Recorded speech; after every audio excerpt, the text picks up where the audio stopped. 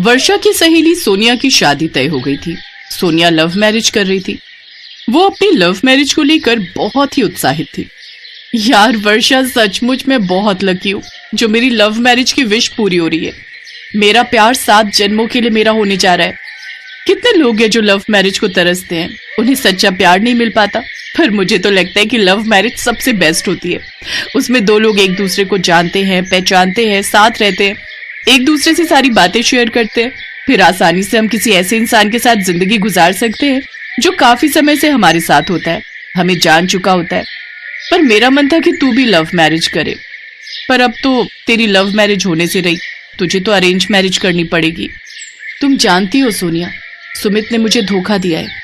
उसने विदेश जाकर वहीं एक लड़की से शादी कर ली है और वहीं सेटल हो गया है। इसी वजह से मेरा प्यार से मन उठ गया है।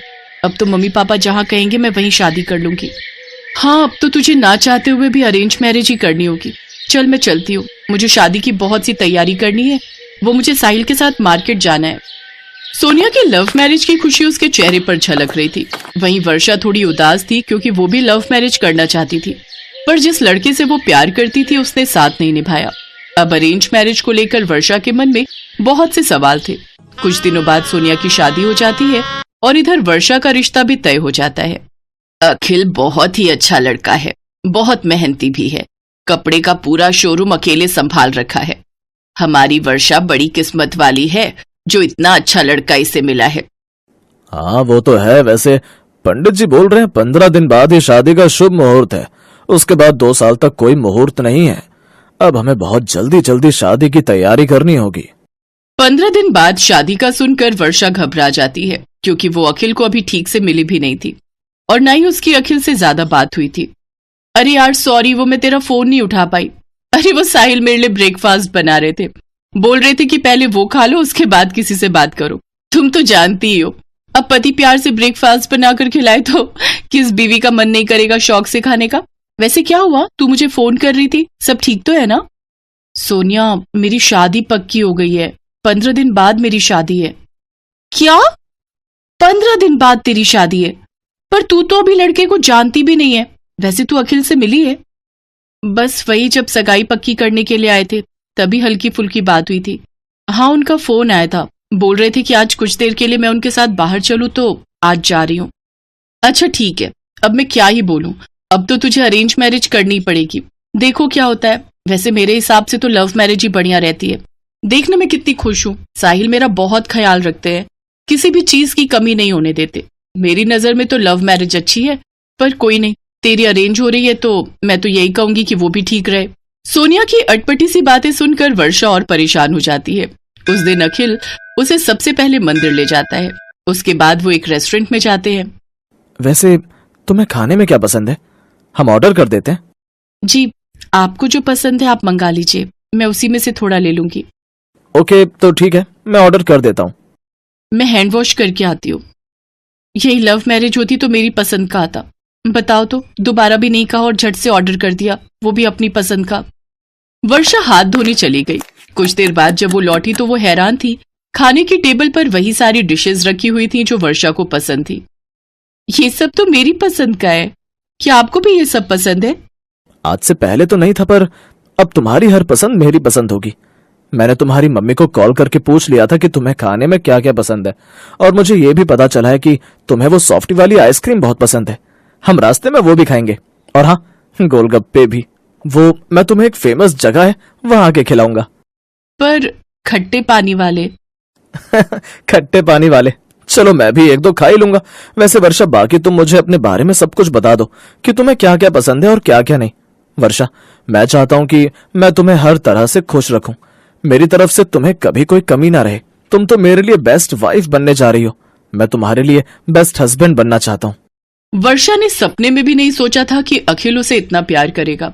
उसके मन की सारी टेंशन दूर हो गई। उस दिन वर्षा ने अखिल के साथ बहुत एंजॉय किया। अखिल ने उसे किसी भी बात की कोई कमी नहीं होने दी। शादी की सारी शॉपिंग भी अखिल और वर्षा ने एक साथ की। कुछ ही दिनों बाद उन दोनों की भी शादी हो गई। शादी के बाद वर्षा ने सारे घर की जिम्मेदारियों को अच्छे से संभाल लिया। वो बढ़िया बढ़िया पकवान अपने पति को बनाकर खिलाने लगी, तो वहीं दूसरी तरफ सोनिया खाना बनाना नहीं जानती थी, लेकिन धीरे धीरे उसने भी अपनी सास से खाना बनाना सीख लिया। वर्षा की एक ही कल्चर में शादी होने के नाते वर्षा अपने ससुराल के रीति रिवाज झट से सीख गई। आज की पूजा की सारी तैयारी वर्षा बहू ने की है। इसने मुझे किसी काम को हाथ तक नहीं लगाने दिया।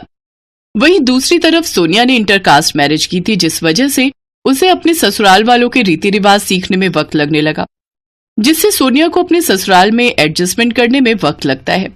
एक रोज वर्षा और अखिल एक शादी में गए थे, जहां सोनिया भी साहिल के साथ पहुंचती है, जहां वो देखती है कि पूरी शादी में अखिल वर्षा का खूब ख्याल रख रहा है और उसकी हर फरमाइश पूरी करता है। ये सब देख सोनिया और वर्षा की ये गलतफहमी अब दूर हो गई कि अरेंज मैरिज में हम वो प्यार नहीं पा सकते जो लव मैरिज में पाते हैं। लव मैरिज हो या फिर अरेंज मैरिज, बात आती है अच्छे पार्टनर की। जब लड़का और लड़की दोनों की सोच मिल जाती है तो रिश्तों में प्यार अपने आप ही आ जाता है। बस जरूरत होती है आपसी प्यार और एक दूसरे के दिल की भावनाओं को समझने की।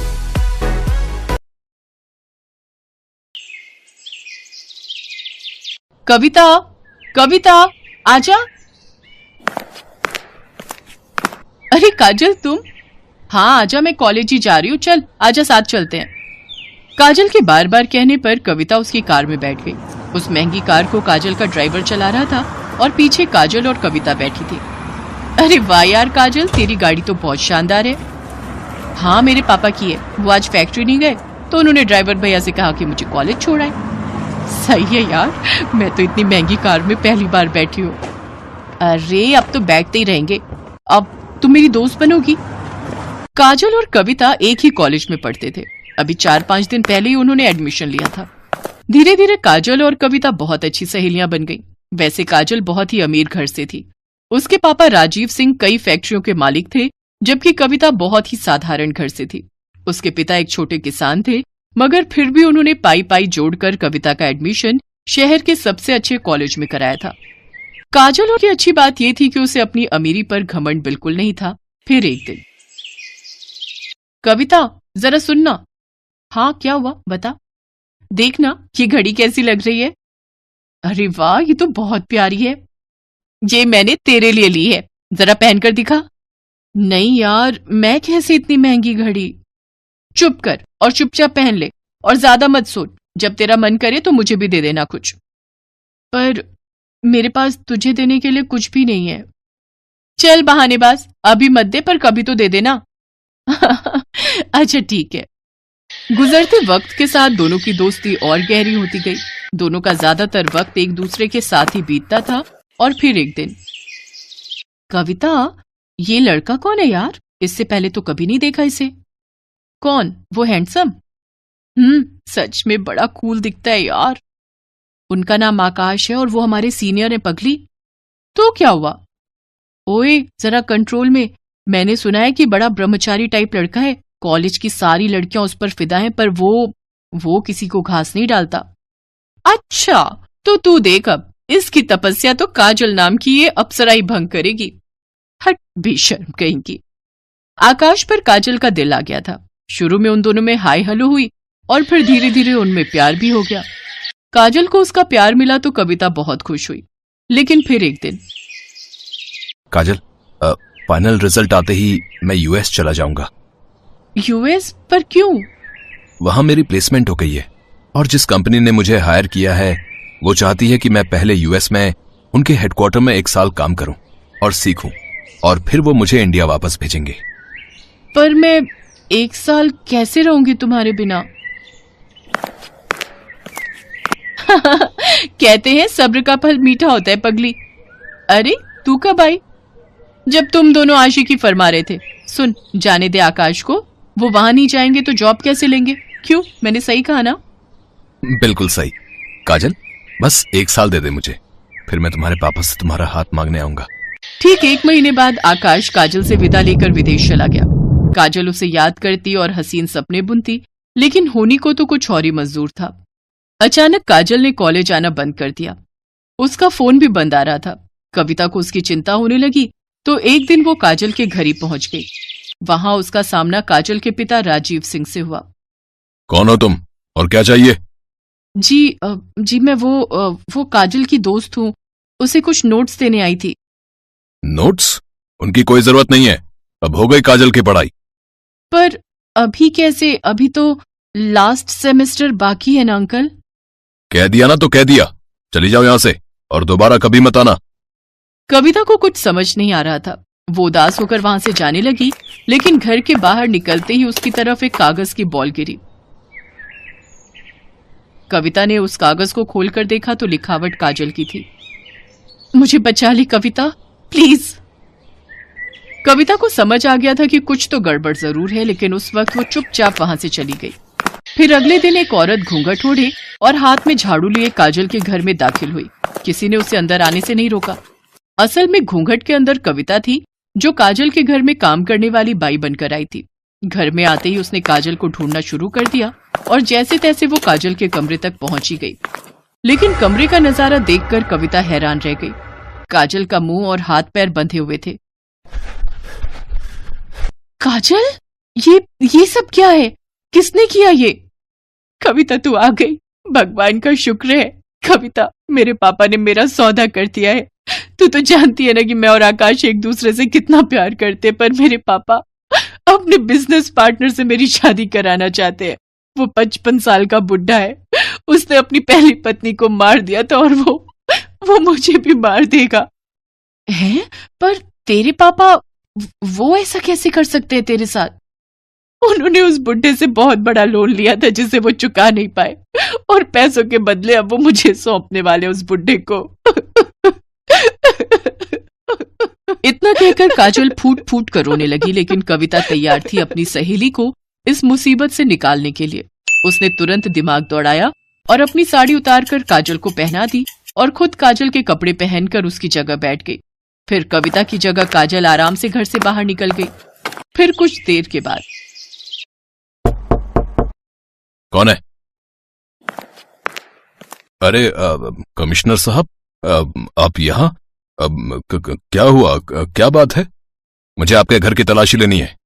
पर तलाशी क्यों? क्योंकि मुझे खबर मिली है कि आपने यहाँ किसी लड़की को कैद करके रखा है। इतना कहकर पुलिस कमिश्नर के साथ आए पुलिस वालों ने घर की तलाशी शुरू कर दी और कुछ ही मिनटों में कविता उनके साथ खड़ी थी। उसके चेहरे पर चोट के कई निशान थे। असल में राजीव को जैसे ही कविता और काजल के प्लान का पता चला तो उसने कविता को ही अपने गुस्से का शिकार बनाया और उसके साथ मारपीट की। लेकिन अब वो अपना किया भुगतने वाला था। पुलिस ने फौरन राजीव को गिरफ्तार कर लिया। उधर आकाश को जैसे ही इन सब की खबर मिली तो वो भागा भागा यूएस से इंडिया आ गया और फिर कविता ने एक मंदिर में आकाश और काजल की शादी कराई। थैंक यू कविता, अगर तुम ना होती तो। अरे ऐसे कैसे नहीं होती मैं? मेरी सहेली को जब भी मेरी जरूरत होगी मैं हमेशा उसके साथ खड़ी रहूंगी। इतना कहकर कविता ने काजल को गले से लगा लिया और काजल बस यही सोच रही थी कि जो तोहफा कविता ने उसे दिया है, क्या वो कभी उसकी